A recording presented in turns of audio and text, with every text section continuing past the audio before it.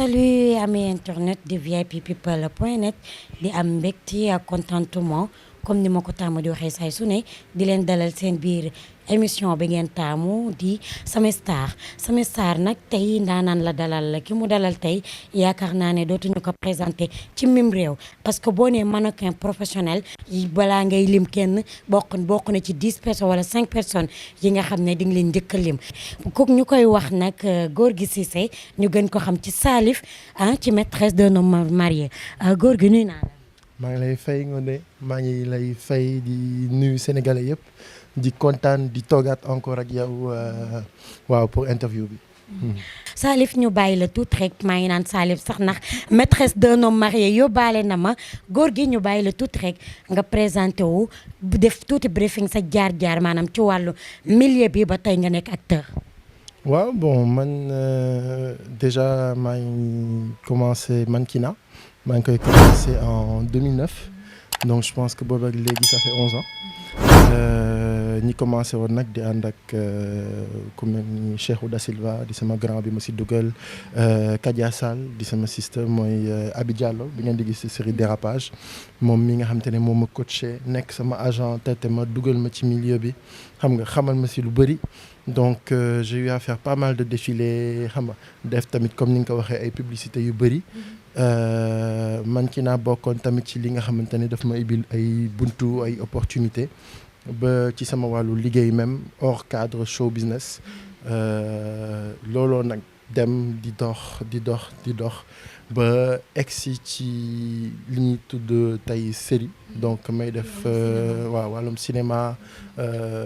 ma si jéem a def lu neex nit ñi daal. est-ce que mën nañu xam Gorgui fan la jàngee exactement mannequinat. bon man nag tu sais j'ai pas été un mannequin classique parce que au départ jànguma ko. diñ ma woo sama grand bi ma wax Cheikhou Da Silva daf ma woo ne ma pour ma ñëw benn casting sur la vision donc je suis parti autodidacte ñëw dox bon waa équipe colère de Sow bi gis benn potentiel ci man ne ma war nga mën a défiler donc ci à partir de loolu nag laa commencé ne bon ça doit se professionnaliser léegi nag ba ma demee ba dugg ci biir di dajeeg mannequin yu mag yi ñi ma daan bokkal podium ñi may expliquer naan ma affaire yi nii la lii nii lay doxee donc déjà il y a une formation qui s'est faite sur le tas mais bu ñu demee nag ba egg ci émission Superstar boo xamante ne bokk na ci li ma gën a lancé foofu nag j'ai eu à faire une formation poussée parce que Superstar loolu la woon télé-réalité boo xam ne dañu doon formé dans une villa enfermée coupée du monde donc j'ai eu à profiter d'une formation ak Khadija Sy elle-même que je salue qui est une grande sœur présidente de l'AMS Association des mannequins et métiers de la mode du Sénégal donc ma jugee foofu tamit ma dem complexe Sadia ci Sadia Gueye moom itam ancienne mannequin internationale koo xam te ne franchement elle a une renommée qui dépasse les frontières même du Sénégal de l'Afrique et voire même du monde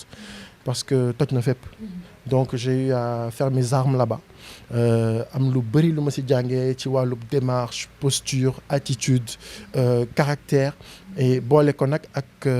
bien sûr une forte éducation et un savoir-vivre et un savoir-être. yow say parents bi ñu yëgee ne bëgg nga def mannequinat ñoom nan lañ ko dundee. tu sais en fait loolu ça fait très cliché en fait. non daf may def ay ree parce que en fait ça fait très cliché je pense que tey jii nii préjugé boobu wàññeeku na. parce que au départ man bu may commencer je sais que c'était beaucoup plus difficile samay ay mag ci milieu bi bu ñuy commencer gënoon na metti ñun suñu génération mais da ngay seet tey léegi parents yu bari am nañ conscience que nit mën na défiler dem te du ko yàqal jàngam te du ko yàqal liggéeyam man j'en suis l'exemple parfait mes parents sont d'une famille vraiment classique très stricte mais dama am chance tamit ñi xaw a ouvert d'esprit yaa ngi gis parce que boo amee sa benn parent boo xam sa papa bu nekk manager. mais tout début est difficile première fois bi exactement ñoom nan lañ ko dundee déjà. mais c'était pas difficile parce que déjà yegguñu ko c'est pour ça que j'ai dit que j'ai pas un parcours classique. yegguñu ko. man dama dem def sama casting ñu jël ma ñu ne ma tu as un mois avant le grand défilé may sport sama sport di préparer. ñoom ñi xëy rek gis ma ci télé bi di laajte ndax moom la am du moom gis. donc j'avais rien dit dama ñëw rek dem defi sama défilé sur la vision boum je passe à la télé en direct ñoom ñi xoolante naan mais kii moom la wala du moom ñi xaaraat deuxième passage nag ñi am confirmation ne man la téléphone bi nag message yi di daw appel yi di daw bon les cousins les cousines les amis la famille ñëpp di woote mais ce qui m'a plu ci samay parents c'est que bu ma ñëwee toog dañ ma ne bon ok tu as eu ton bac tu fais tes études supérieures mais il faut nga xam benn affaire on va pas te dire ne fais pas ça tu sais déjà ce qu'il y a dans le milieu xam nga te dama am en plus ay oncles yoo xam te ne dañu nekk ci milieu showbiz bi yaa ngi gis ñoom Ismaïla Cissé ñoom Ibou Cissé ñu bëri ñoo xam ne ñoo ngi ci Youssou Ndour Pape Cheikh tout ça donc ils ont eu à me parler à me briefer d'une part aussi sama famille dañuy bokk ci famille religieuse donc ils ont eu aussi à me parler côté boobu noonu mais diñ ma ne yow nag yaay xool parce que nit am na loo xamante ne boo xoolee sa juddu xool fi nga bokk war nga ko jomm am na loo xamante ne yow itam war nga ko bañal sa bopp fais toujours la différence entre ta personne le personnage et ta personnalité les trois choses donc ils ont été très ouverts et très compréhensifs bien sûr nag am na ñoo xamante ne toujours dañuy wax ouais non lu tax ngay def lii c'est pas fait pour nous machin mais bon après ils ont compris parce que man li ma si doon motiver c'était pas faire le mannequinat pour siiw wala autre chose mais je me disais toll naa foo xamante ne mes parents ne doivent plus dépenser d'argent pour moi dama war a ut job di fay samay études yaa ngi gis après je me suis dit boo utee benn job full time day compliqué nga mën a liggéey 8 heures jàpp 17 heures dem defi cours du soir wàcc 21h 21h30 bëgg réviser bëgg job day metti après j'ai eu une opportunité dans le mannequinat je me suis dit ok lii mooy liggéey boo xamante ne du jël sa temps yëpp te boo si xarañee mën nga si am ci weer bi loo xamante ne di nga si fay sa jàng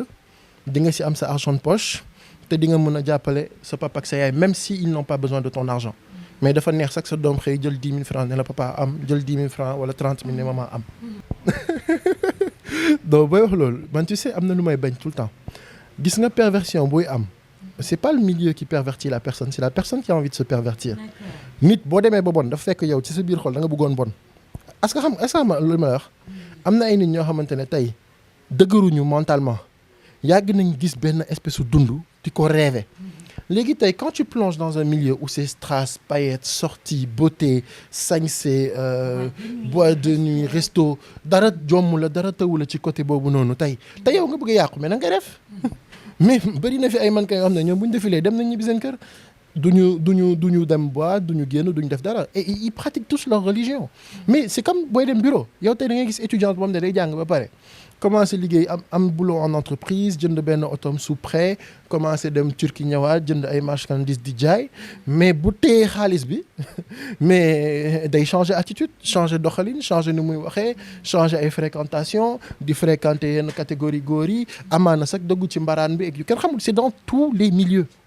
donc il faudrait pas se dire que c'est le milieu du mannequinat qui pervertit nit yi non mais nit kay nooy bopp c'est pour ça que sànq ma ne la dafa laaj nga am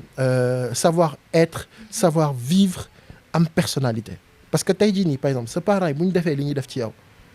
amaana yow am na nooy taxawee mais nit du la sañ a proposer lu bon amaana tey man ñii su ma nee nooyoon bopp tuuti kon tey du ñu toog fii maag yow ñuy def interview j'aurais pu faire plein de défilés dans le monde et ce genre de choses mais da ngay am loo xam ne yow yaa koy jommal sa bopp lu tax parce que da ngay naan am naa sama papa am naa sama yaay bu dee góor fas nar naa am doom bu dee jigéen nar naa am doom war naa fi bàyyi tur bu rafet je ne suis pas destiné qu'à faire du mannequinat parce que loolu la en fait option de base bi nit da ngay xam lan mooy sa objectif man tey je savais que je n'étais pas destiné à faire que du mannequinat le mannequinat c'était un step pour arriver à autre chose te autre chose boobu ma doon egg bu ma fexe woon ba sama tur ñaaw ci mannequinat bi donc loolu doo dama xool mën a atteindre. tout à fait bu ñu jógee ci wàllum mannequinat ñu ñëw tuuti ci wàllum publicité parce que publicité tamit peut-être jamono ji wàññi nga mais amoon na période boo xam ne maanaam presque produit yi doon génn yëpp ci télé bi góor gi moom moo doon def pub bi déjà rek loolu nan la demee nan lañ la décroché partenariat bi ba à chaque fois publicité yu mag yëpp yoo lañ koy jox. est-ce que yéen a ma cas rek ba publicité yi wàññeeku. macha allah. Non mais bon je suis toujours dans le monde de la publicité justement parce que li ma la doon wax noonu ci sama liggéey ci wàll boobu la nekk sauf que maintenant je suis plus derrière la caméra que devant la caméra c'est ça en fait mais publicité nu muy demee il faut que beaucoup de gens sachent que ñun ñu tàmm di gis ci publicité mais on a galéré avant de les avoir man je me souviens j'ai dû faire 1 an ou 2 ans de casting avant de décrocher ma première pub te sama première pub sax dig ma si nax daal ak shirt ak jean niñ ma fay ak 15 000 francs parce que xaw ma woon li xew ma xëy rek sama mag woo ma ne may sa photo yaa ngi ba ca France ma ne ko looy wax nii mu ne ma ñaat nañ la fay ma expliqué wu mu ne ma yaay dof fekk man maa ngi siy gis am naa sañse bu bees maa ngi 15 000 mun naa dem baali loolu rek laa doon gis donc c'est pour te dire que ça arrive comme ça bon step by step tamit da ngay am benn profil buy correspondre nit yi gis ne tu fais bien ton boulot et que tu corresponds à ce que les gens attendent ñi jël la maintenant nag c'est dans cette optique justement que fu mu toll nii ci sama wàllum liggéey même si je n'apparais plus trop ci caméra bi je m'arrange pour faire en sorte que des jeunes ou de nouveaux profils prennent la relève correspondent à ce que les annonceurs attendent et les maisons de production pour mun a liggéey boobu. Maîtresse d'un homme marié jamono ji mu nekk série boo xam ne du ma ne Sénégal mais le monde entier bëgg nañ ko aimé nañ ko te dañ koy suivre en masse yow nga ci joué jamono ji rôle bu am importance muy rôle Salif déjà nan nga def góor gi ba dugg maîtresse d'un homme marié ci série bi ak rôle Salif bi nan nga ko intégré exactement. nag ma bëgg dàqalu.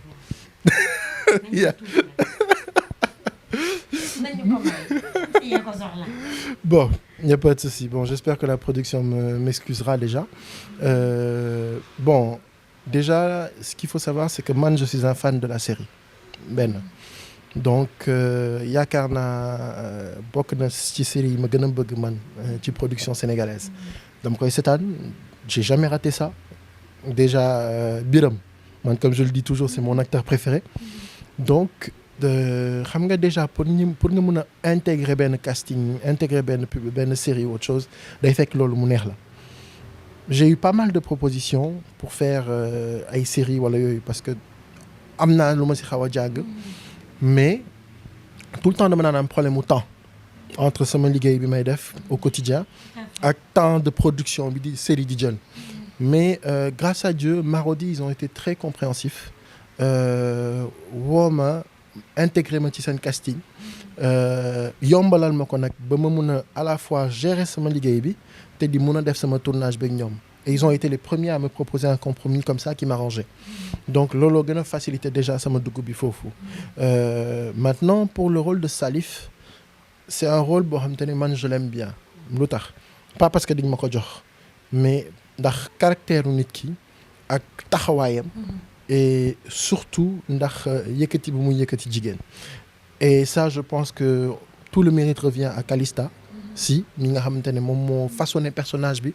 gis ne tamit waroon naa ko mën a def gis ne correspondre naa ak loolu mu jox ma ko. Maintenant nag le plus drôle c'est que bon Sénégal ils font pas la différence entre la personne Gorgui et Salif Traoré da ngay romb sañ ne la yow doo bàyyi Mariam Diallo ah. Cheikh la war a toogal. C'est normal Sénégal dañuy dund série ñoom dañuy dem ba fàtte ne lii film rek la du réalité en fait. mais looloo si neex parce que man des fois au départ dama daan dem supermarché sax gis ñi ma naan Salif mais je percutais pas que man nañuy waxal parce que man su ma paree rôle bi pare naa si. Donc après c'est à force da ngay dem ba da ngay incarner rôle bi au quotidien te xam ne nit ñi noonu ni ñu koy dundee et c'est ça la beauté de la chose en fait. ñu bëri nee nañu Salif dafa xaw a louche. parce que tamit nit ku trop parfait noonu. amul. nit ku trop parfait noonu comme Salif. ñu ne ñoom d'après ñoom amul est-ce que Salif amul lenn loo xam ne mu ngi koy nëbb ci ginnaawu comportement am boobu. doy na waar yow lan nga mën a wax ci loolu.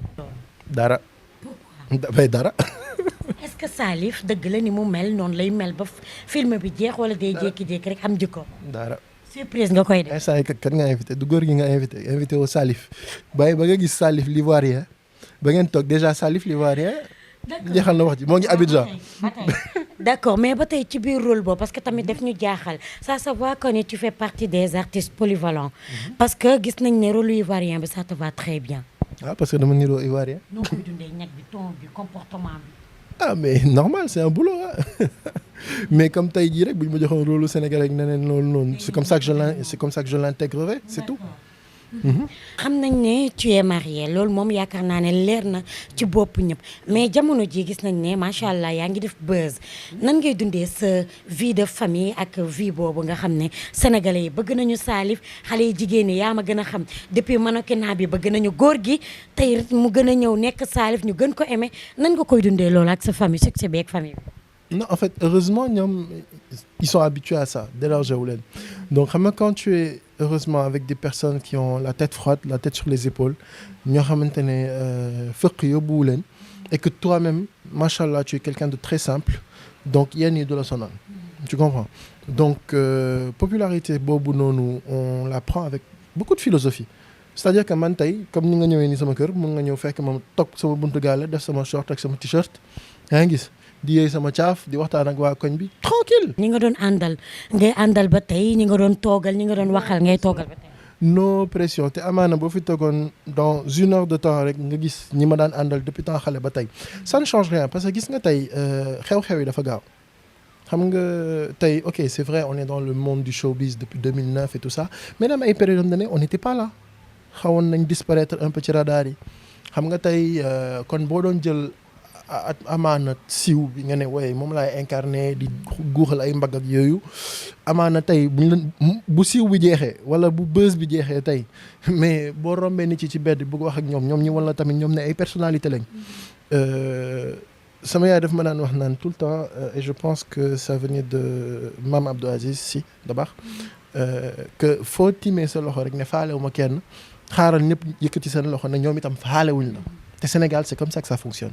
donc buzz beeg popularité beeg célébrité bi déjà da nga si ànd ak dal ku wax ak yow nga tontu ko parce que man sur les réseaux c'est comme ça que je fais man c'est comme ça que je fais sur les réseaux man ñàkk jot xëy na mooy tax du ma mun a wax ak nit wala nit dina ma woo du ma ko mun a wuyu wala ma nekk ci liggéey bi mais à chaque fois que j'ai du temps libre je suis là pour tout le monde je ne change pas je ne ferme pas ma porte ma famille pareil mu ji sama papa sama yaay sama jabar ak ñëpp frères et sœurs ñëpp si yam tu vois on est très ouvert amuñu problème yooyu. ci biir loolu est-ce que mën nañu xam ba xam góor gi mës na dund déception ci vie am. mais bien sûr ñëpp ay dund ay déception bu metti maanaam boo xam ne soo ko xalaatee sax da ngay sa xol day metti. dem nag ba xol di metti loolu non parce que xam nga heureusement te ñi koy non les déceptions touchent toujours xam nga lan mooy déception yaakaar bu tas lan mooy yaakaar xel ak xol xel bi day xalaat yaakaar bi di des ci biir xol bi bu demee nag ba installé wu fa buy metti day yàq sa xol ndax sa xol day metti waaye day jaxase say xalaat loolooy déception. mais dafa mel ni gel mës na yàq sa xol. mais gel mës na yàq xolu ñëpp man liñ ma won ci dëkk bi bu ma fi doon toog fii di ko wax rek kon duñ fi jóge beneen film ngay bind. mais est-ce que nekkul daa tombé ci yow rek dafa mel ni yéen góor ñi dañuy mbaraat jigéen ñi dañuy mbaraat jamono ji. non c'est pas des blagues nag mais xam nga le plus important mooy lan gis na comme ni ma wax rek c'est une question de force de caractère et d'éducation. nit xam nga fan la sa yaakaar di tas boo jëlee li ngay sa àdduna yëpp nga wekk ko ci nit. concentré ko ci quelque chose. foofu la sa yaakaar di tase. mais boo jëlee sa àdduna ne lu ma defuma ko ndax nit kooku yàlla laa ko defal. lu ma def je ne le fais pas en attendant quelque chose en retour de quelqu'un mais je le fais pour mon propre bien. déception boobu noonu lu muy metti xam nga lu muy doon. lu doon metti wu je suis non ay waay su lii amoon lii feebar non xam nga déception lan lay nekk maa ngi koy ñaanal nit ki ma def lii ak lii muy ci liggéey bi muy ci xol bi muy ci mbëggeel bi maa ngi koy ñaanal te avancé te loolu xam nga lan moo la koy may diine te ñoo ngi si loolu moom maa ngi si remercier bu baax sama wasila waaw di Baba Lamine Niass koo xamante ne vraiment il nous a donné cette force de caractère et ce courage ba xaalis du la tiital mbirum àdduna du la tiital nit du yàq sa xol alal du fëkk say bët ba pare foo toll da ngay dund laa ilaaha illallah loolu ñoo ngi ko koy sant. Est-ce que góor gi il est polygame ou monogame. instant bi je suis monogame. lan. parce que benn jabar la am. non instant bi nga xam maanaam.